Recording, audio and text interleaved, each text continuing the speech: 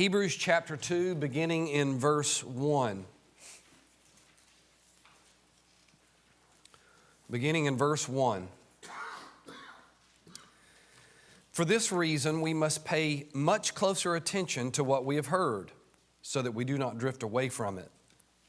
For if the word spoken through angels proved unalterable, and every transgression and disobedience received a just penalty, how will we escape if we neglect so great a salvation?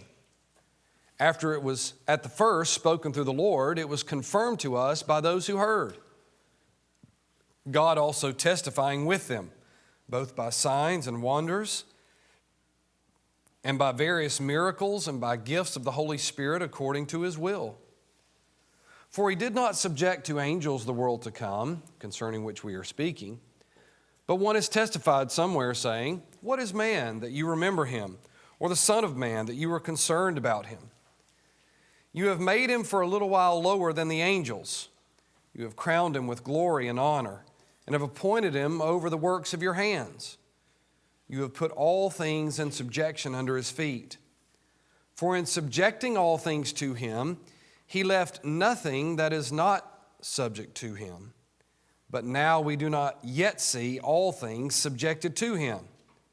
But we do see him who was made for a little while lower than the angels, namely Jesus, because of the suffering of death, crowned with glory and honor, so that by the grace of God he might taste death for everyone.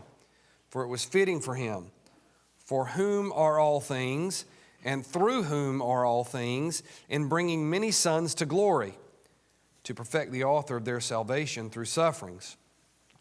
For both he who sanctifies and those who are sanctified are all from one Father, for which reason he is not ashamed to call them brethren, saying, I will proclaim your name to my brethren. In the midst of the congregation I will sing your praise.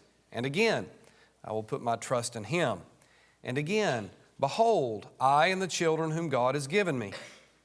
Therefore, since the children share in flesh and blood, he himself likewise also partook of the same, that through death he might render powerless him who had the power of death, that is, the devil, and might free those who through fear of death were subject to slavery all their lives.